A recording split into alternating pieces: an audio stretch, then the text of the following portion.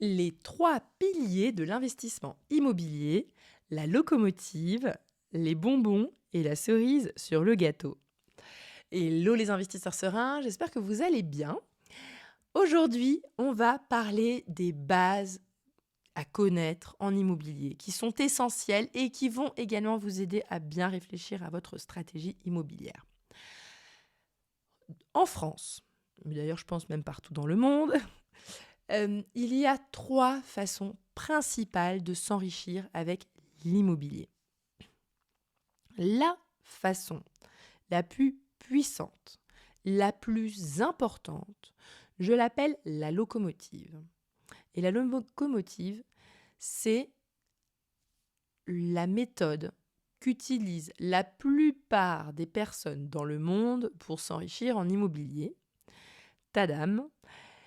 Comment est-ce que font les Français pour s'enrichir ? Ils s'enrichissent parce qu'ils remboursent du capital. Ok ? C'est quelque chose qu'on met en place une seule fois, c'est-à-dire aller signer un prêt bancaire au moment de l'achat. Et une fois que c'est fait, de façon automatique, on rembourse le prêt tout doucement de son bien immobilier. Et c'est la méthode la plus puissante. Pour vous donner un ordre d'idée, c'est que tous les 100 000 euros investis, d'accord, chaque fois que vous empruntez 100 000 euros pour faire un achat immobilier, ça correspond à 400 et des poussières, 400 euros et des poussières de remboursement de capital tous les ans si jamais vous faites un emprunt sur 20 ans. En moyenne, parce qu'évidemment, vous savez bien qu'au début, on paye plus d'intérêts et à la fin, on rembourse plus de capital. Mais grosso modo, en moyenne sur 20 ans, vous remboursez dans les 400 euros par mois. Donc, chaque fois que vous faites un investissement de 100 000 euros, vous mettez en place une locomotive qui rembourse 400 euros par mois. Ok ? Ça, c'est le premier pilier de l'enrichissement, la locomotive. Et il faut vraiment, vraiment que dans votre tête, il faut absolument optimiser votre locomotive, d'accord ?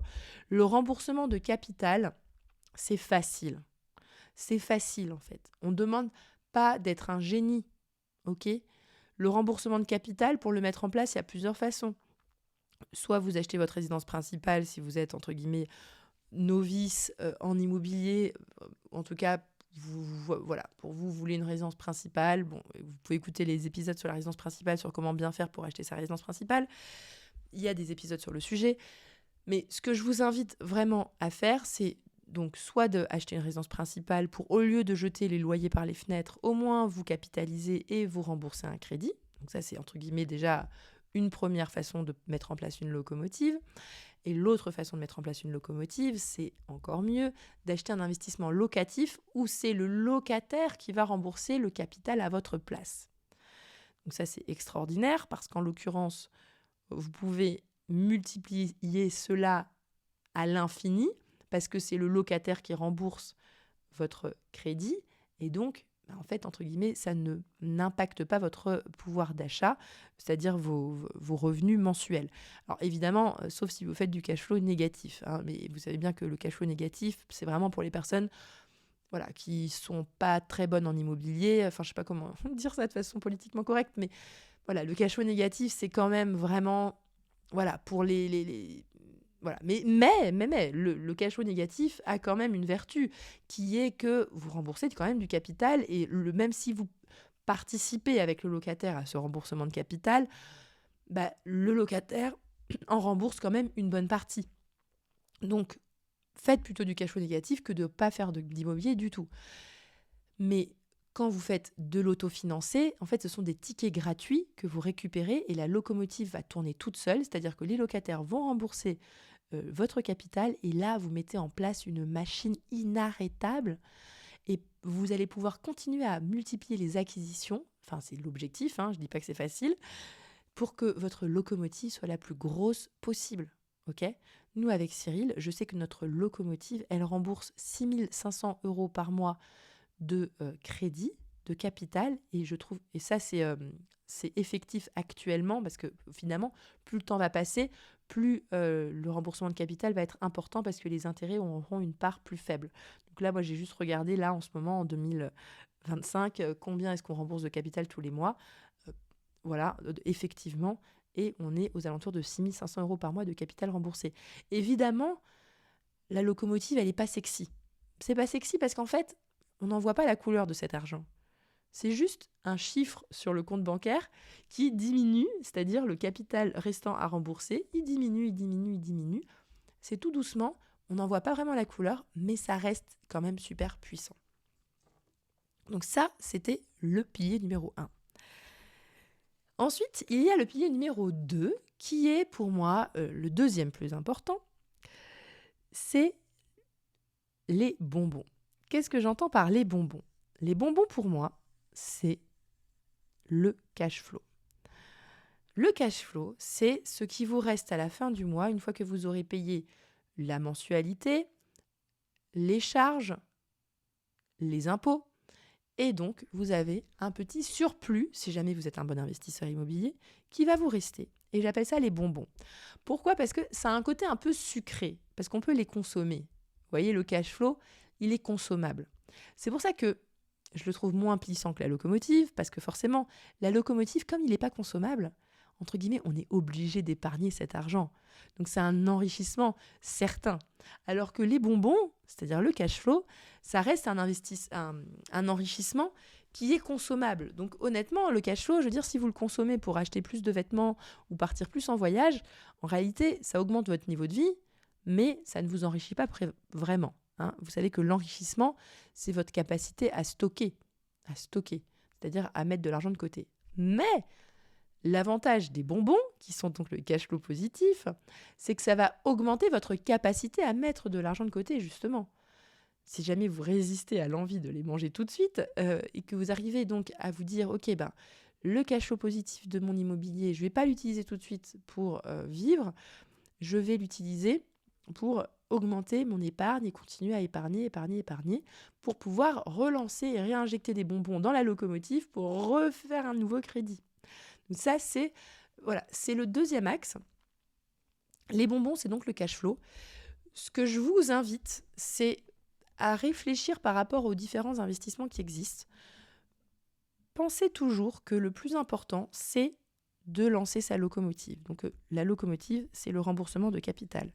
Donc il y a les stratégies qui sont purement remboursement de capital. Donc une stratégie purement remboursement de capital, c'est un bien immobilier autofinancé. Voilà, donc il y a juste du remboursement de capital, il n'y a pas de bonbons. Et après, il y a les stratégies qui sont pure cash flow, qui, elles, ne remboursent pas de capital. Par exemple, la sous-location. Par exemple, vouloir lancer une conciergerie où vous vous occupez des biens immobiliers des autres personnes, mais vous ne remboursez pas de capital. En fait, en gros, à chaque fois que j'entends une publicité qui dit faites de l'immobilier, mais sans faire un crédit et sans emprunter, en fait, ce sont des stratégies pure cash flow. Ce ne sont pas des stratégies où vous mettez en place une locomotive. Pensez toujours à vous dire, le plus important, c'est déjà de lancer une belle grosse locomotive. Une fois que votre belle grosse locomotive, elle est lancée, à ce moment-là, on peut travailler sur les bonbons. Par exemple, l'un des exemples que moi j'aime bien dire, c'est que notre deuxième immeuble, et d'ailleurs notre troisième immeuble également, quand on avait fait les travaux, on s'était dit, on va les lancer, on va faire des beaux travaux pour qu'une partie des biens, des appartements, puissent être mis en location courte durée. Et en l'occurrence, la location courte durée, elle est là pour générer des bonbons. Mais on s'est dit, on se concentre d'abord pour lever de l'argent. Donc pour le deuxième immeuble, on n'avait pas lancé tout de suite la location courte durée parce qu'on s'est dit, on va se concentrer pour acheter un troisième immeuble et on la mettra en place plus tard. Et c'était l'idée de se dire, il vaut mieux que vous vous concentriez à racheter un bien plutôt que de vous casser la tête à dégager 200, 300, 400 € de plus par mois avec la location courte durée. Il faut prioriser les choses. Priorisez d'abord de lever de la dette. Et une fois que vous aurez levé de pied, que vous aurez une grosse locomotive et que vous n'avez pas besoin d'emprunter plus, pourquoi pas transformer certains appartements en location courte durée pour multiplier les bonbons. Vous voyez ce que je veux dire ? C'est que ayez toujours un petit peu cette réflexion sur quelle stratégie je vais utiliser et laquelle va générer le plus d'argent. Par exemple, il y a une de nos membres qui a acheté un bien avec une laverie en bas.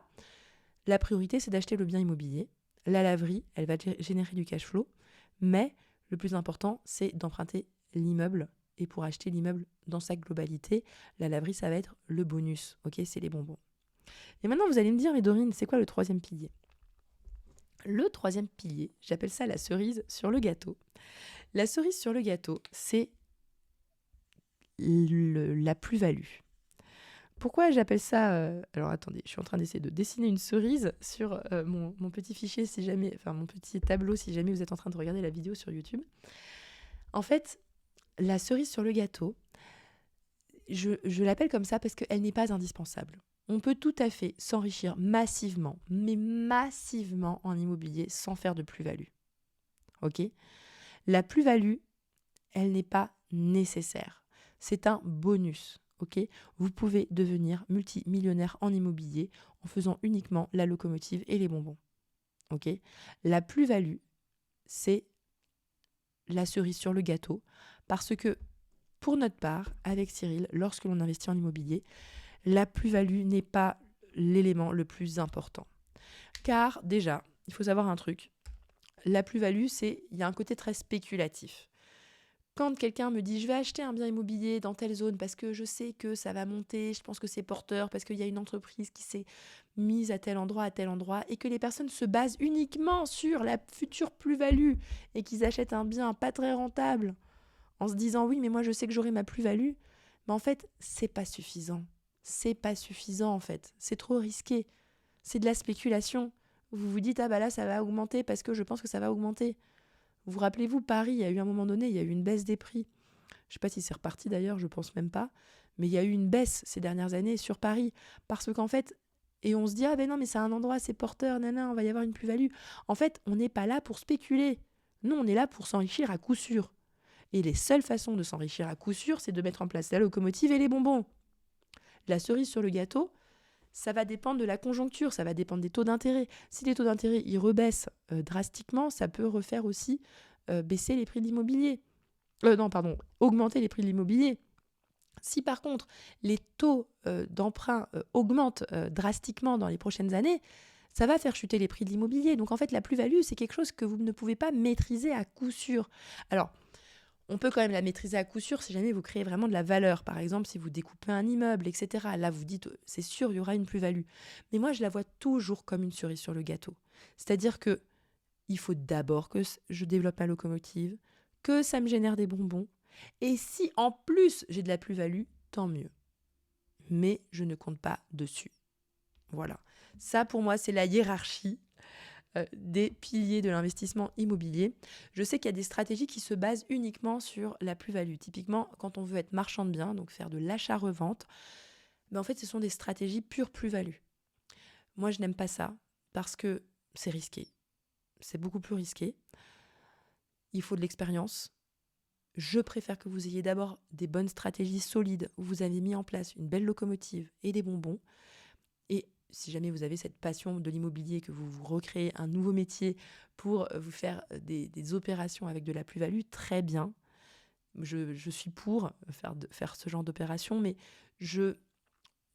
après coup, et que ça vous plaît, mais pour moi, ce n'est pas une base solide si on se base uniquement sur faire de l'achat-revente. Okay, ce n'est pas une base solide, on ne peut pas se baser sur la plus-value.